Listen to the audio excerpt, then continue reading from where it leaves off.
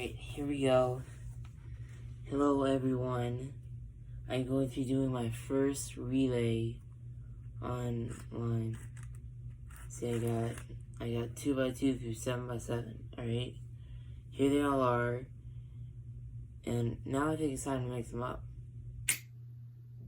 Okay, now they're all mixed up, I think it's time to start solving them. So as I'm solving these 6 cubes here, I just want you to know that I am not a speed solver, which means that I can't solve them as fast as a speed cuber would.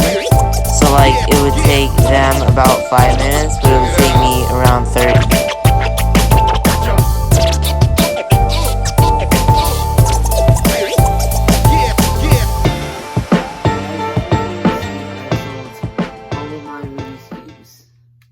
That you see in front of me. All of them. All 7, or 6. I mean, all 6 Rubik's Cubes.